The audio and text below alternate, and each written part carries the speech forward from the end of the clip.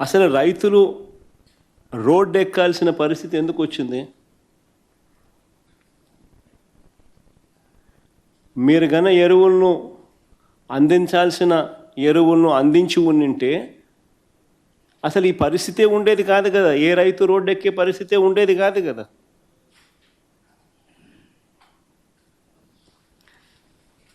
మీరు స్కాములు చేయకపోయినంటే ఎరువుల విషయంలో ఈ పరిస్థితి వచ్చి ఉండేది కాదు కదా. ఎరువుల కోసం 2 నెలలుగా రైతులు పడుతూ ఉన్న అగచాట్లు 2 నెలలుగా జరుగుతూ ఉంది. It's not something over night జరిగింది కాదు. 2 నెలలుగా ఇది కనిపిస్తూ ఉంది. 2 నెలలుగా రైతులు పడుతూ ఉన్న అగచాట్లు దీనికి సాక్ష్యం కాదా అని అడుగుతా ఉన్నా. అసలు ఇంత అధ్వానంగా ప్రభుత్వాన్ని నడుపుతూ ఉన్నారు. ఎరువుల కోసం అసలు రైతులు ఎలాంటి అగచాట్లు పడుతూ ఉన్నారు అనేది ఒకసారి ఫోటోలు ఒకసారి చూపించమ్మా. ఒకసారి క్యూలు చూడండి ఒకసారి.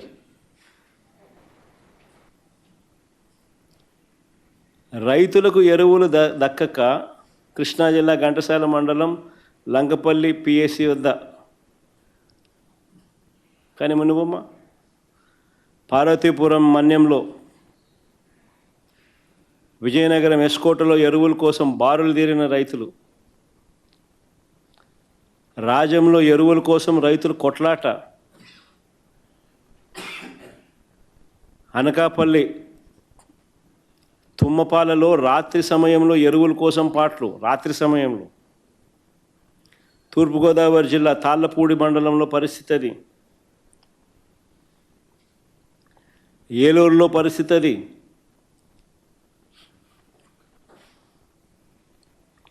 నూజివీడు నియోజకవర్గంలో పరిస్థితి అది, ఎన్టీఆర్ జిల్లా గొల్లపూడి ఎరువుల కోసం క్యూ కట్టిన రైతుల పాదరక్షలు, గుంటూరు జిల్లా రేపల్లె వ్యవసాయ మార్కెట్ యార్డ్ గోడౌన్ వద్ద రైతుల ఆందోళన. ఎరువుల కోసం ఇదంతా.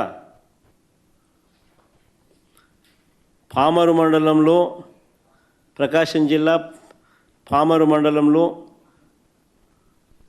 పామూరు మండలంలో కురమద్దాలిలో పరిస్థితి అది. సత్యసాయి జిల్లా సోమందపల్లెలో పిఎస్సి వద్ద పరిస్థితి ఇది. అన్నమయ్య జిల్లా మదనపల్లెలో క్యూ లైన్లో పరిస్థితి ఇది. చిత్తూరు జిల్లా కుప్పం సొంత నియోజకవర్గం, చంద్రబాబు నాయుడు సొంత నియోజకవర్గంలో పరిస్థితి అది.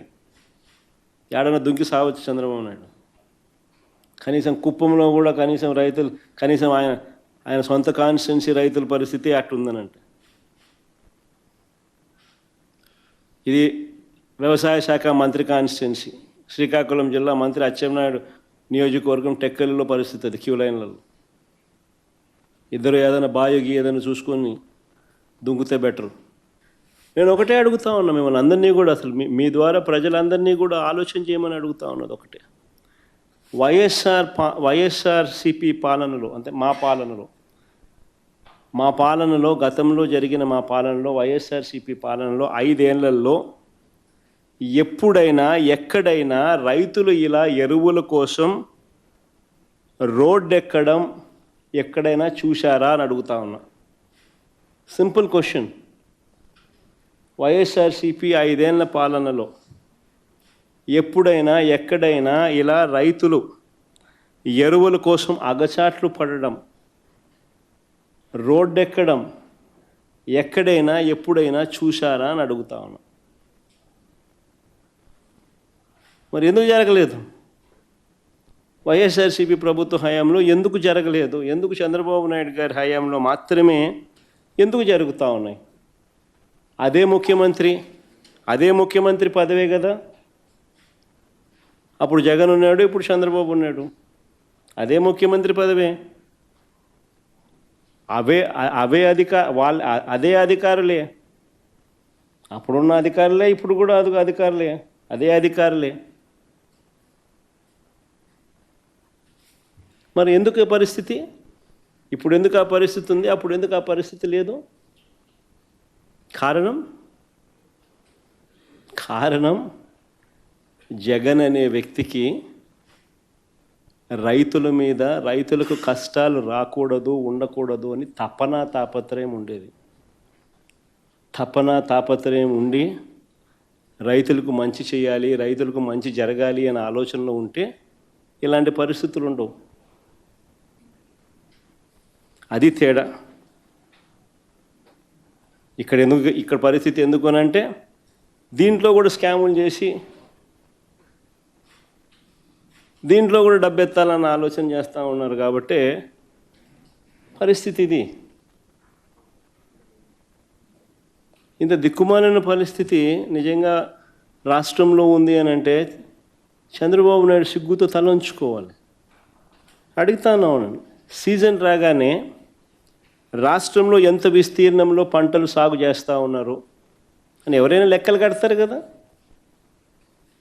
సీజన్ రాగానే రాష్ట్రంలో ఎంత విస్తీర్ణంలో పంటలు సాగు అవుతూ ఉన్నాయి, వీటికి ఎంత ఎరువులు కావాలి అని ఏ రాష్ట్ర ప్రభుత్వమైనా లెక్కలు కడుతుంది కదా. ఆ లెక్కలన్నీ మన దగ్గర ఉన్నాయి కదా.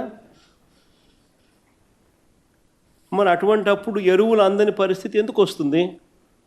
మొన్న ముఖ్యమంత్రి స్టేట్మెంట్ చూశాను, నేను ఆశ్చర్యపోయినా. నేను ముఖ్యమంత్రి గారు అన్న స్టేట్మెంట్, ఈ ఖరీఫ్లో 6,65 లక్షల మెట్రిక్ టన్నుల యూరియాను నేను సప్లై చేశామని, గత సంవత్సరంతో పోలిస్తే 97,000 టన్నులు అధికంగా ఇచ్చామని ముఖ్యమంత్రి స్టేట్మెంట్ ఇది.